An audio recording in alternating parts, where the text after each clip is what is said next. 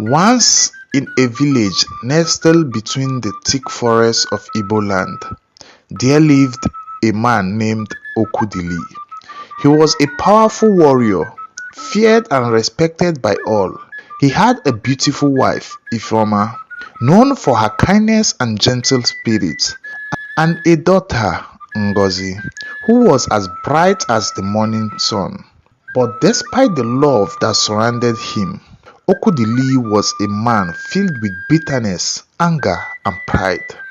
Okwudili's heart was hard, and his anger often flared without cause. He demanded perfection from his wife, Ifeoma, who worked tirelessly to take care of their home. Yet, no matter how much she tried, it was never enough for Okwudili. Ifeoma would rise at dawn, gather firewood from the forest, cook the day's meal, wash clothes by the river, and care for their daughter. Still, Okwudili would mock her efforts, belittling her, calling her lazy and worthless. He scorned the very woman who gave him the blessing of a child, for in his eyes, no matter how much she gave, it was never enough. Ngozi, though young, felt the stink of her father's cruelty. She would watch as her mother cried at night, holding her in her arms, trying to comfort her despite the sadness in her own heart. But what could a child do against a father so mighty and feared by all? One day, Okwudili's anger reached its peak. He had returned from the village council where he had been praised for his strength in battle. And as he walked into his home, he saw his wife sitting in the corner, resting after a long day of work. She was holding their daughter, Ngozi, who had been sick with a fever. "Why do you sit idly when there is work to be done?" Okwudili's voice thundered. Ifeoma looked up, weary but calm. "My husband, I have worked all day, and now I am resting. Kanzuteni Ikenu. Our daughter is unwell. I will return to the task once she is better. Bikun." But Okwudili's rage had already taken hold. "You are weak. A true wife does not rest. You shamed me." He grabbed a bundle of sticks and threw them harshly at her, the wood splintering in the air. His eyes burned with fury. Ifeoma, though a woman of great strength, trembled beneath his glare. Her daughter, Ngozi, clung to her mother, frightened by the violence in her father's eyes. "Please, my husband, show mercy," she pleaded. But Okwudili's heart was as stone. His words were hard as thorns. "Mercy? What mercy do I owe to the woman who brings nothing but shame to my household?" In that moment, Ifeoma, exhausted and broken by years of mistreatment, spoke a bitter truth. "I gave you my love, my life, and my strength, yet you have trampled upon all of it.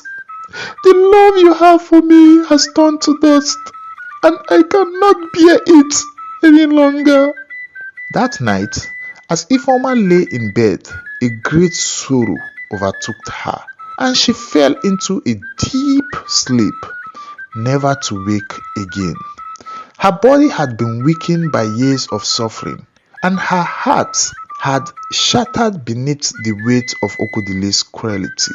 When Okwudili awoke the next morning and found his wife lifeless in bed, he was filled not with sorrow but with anger.